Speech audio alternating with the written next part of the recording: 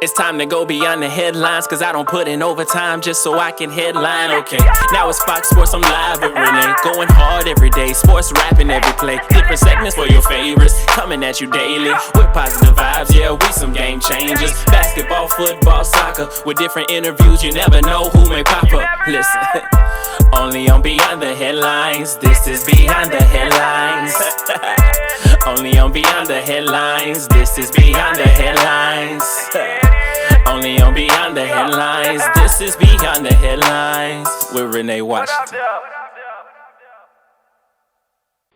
All right, guys, joining us on our very first episode of Beyond the Headlines with Renee Washington, we have a soccer star and, as referred to by the rest of the world, football star Asmir Begovic, who is joining the show to share some details. So, Asmir, welcome to the show, and thank you for taking time to be our very first guest of the show. Well, thanks for having me on, Renee. Very honored to be your first ever guest on the show. Thank you. Now, you currently play for AFC Bournemouth, and you have had a successful career at the professional level, playing with a number of top teams in the Premier League, such as Chelsea, AFC Bournemouth. Can you talk to me about your background, getting to be a professional soccer player, playing the sport that you love, that you grew up watching your dad play, and now being someone that kids look up to and being the next big, I guess, the next part of the generation that's now leading the world in football? Yeah, well, I mean, I was originally born in Bosnia and Herzegovina in 1987. I only spent just under 4 years in Bosnia due to the war and the conflict that broke out in the Balkans and the former Yugoslavia. So my family had to pack up all our stuff, and head out. So we then end up settling in Germany, where we spent 6 years. Then moved to Canada, where I spent another 6 years, and I've been in the UK here playing soccer, professional soccer, for the last 16 or so years. So that's basically the main story. But my father was a goalkeeper, professional goalkeeper in the former Yugoslavia. So that's kind of what naturally made me pick up the gloves and go in goal and start my career from there. So when I was 4 or 5, I started playing organized soccer, and I never looked back, and that's all I ever wanted to do. And thankfully, throughout the years, the opportunities came my way with a bit of luck and being at the right place at the right time, and I was able to make a really good career for myself. But of course, it takes a lot of hard work and sacrifice, but it all sort of came naturally to me through my father.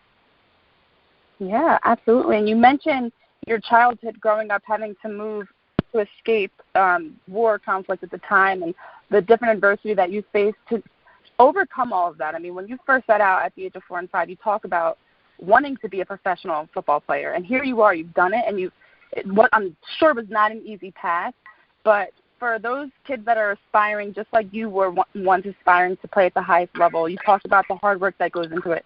What made your success possible? Well, I think dedication from an early age. And I started playing, like I said, at 4 or 5 years of age, so I had a good head start.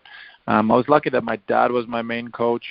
Him having played at such a high level, that all very came natural to me. So I was able to get the right coaching from an early age, and then of course need the right opportunities. I mean, not only living in Germany, but then in Canada, you have to get into the right teams, have the right coaches, the right people see you at the right time. I was able to start playing in the youth national teams at about 15. That gives you the right exposure to hopefully get into a professional league and a professional club, and that's where I was scouted originally, and was able to come to England for a couple of trials, and things worked out really well in that time, and the rest is history, as they say. So you have to have quite a few things go your way, besides just working hard and of course sacrificing a lot and really dedicating yourself to your profession. Absolutely.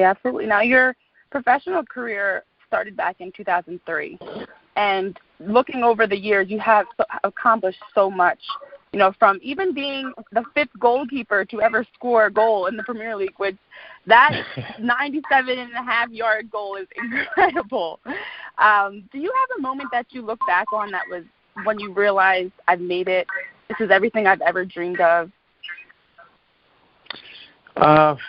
I've been very fortunate, as you say, to play at the highest level for quite a long time, and but overall, that there is some things that stick out. I think my Premier League debut in 2009 for Portsmouth. That was 10 years ago now, and playing in the best league in the world is not something you dream of course, and being able to make that debut and taking that step was a big moment. Of course, scoring the goal when I was at Stoke City, that was pretty cool. I'm not going to deny it. Still got the Guinness Book of World Records certificate here in my study at my house. So that's a nice memento. Awesome. And then, of course, yeah, that is pretty cool. Thank you. And and then from, I think, an international point of view, representing my country is quite an honor. And then playing in the World Cup in such a major tournament in Brazil in 2014 was up there with definitely one of the best moments of my career. Yeah, you actually mentioned representing your country. You originally were representing Canada in the World Cup back in 2007, and then decided to change and represent your native country. What was that moment like for you to be able to, not everybody can even represent one country. You were able to represent two and be a part of the World Cup in 2014 and help them reach their first ever World Cup. And being a part of that and having, your country across your jersey and all the people watching, especially knowing how much Bosnia has overcome, take us through that experience of what that was like. Yeah, I mean, it was a pretty crazy process. I obviously lived in Canada, was representing all the youth national teams, as you said, from under 15 to under 20s.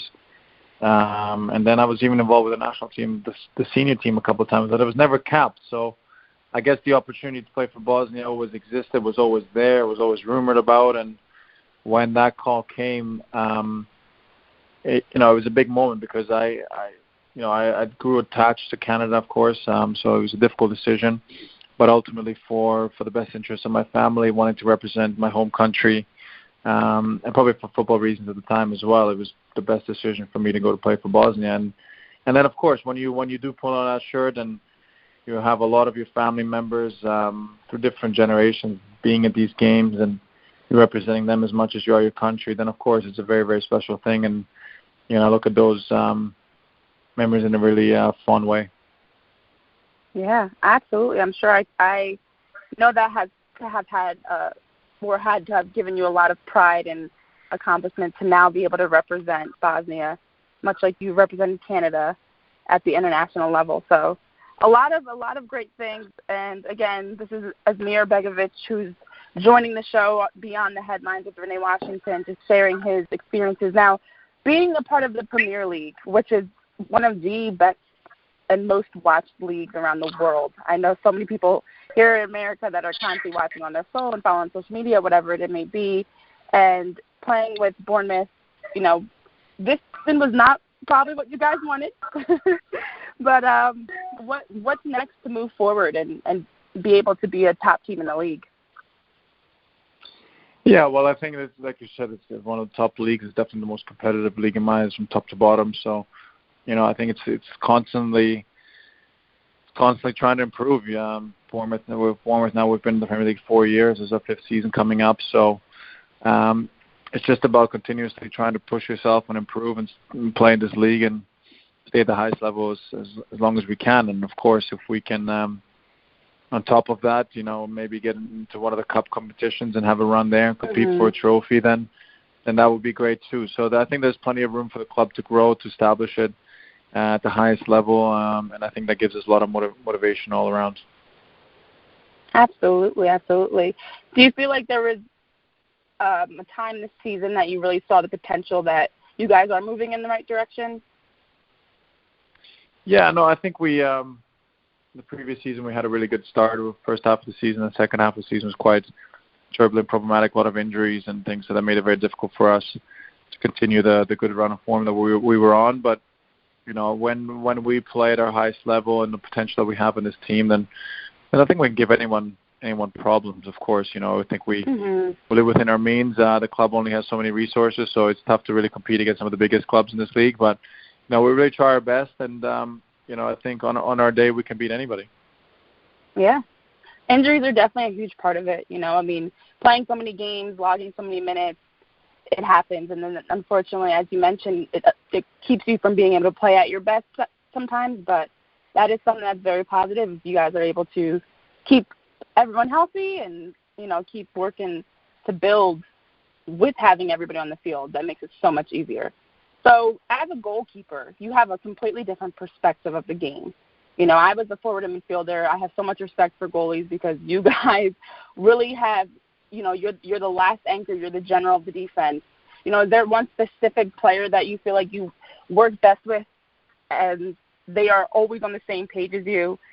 Whatever the other team throws at you, you guys are always on the same page of where you should be forcing them or how you should be matched up.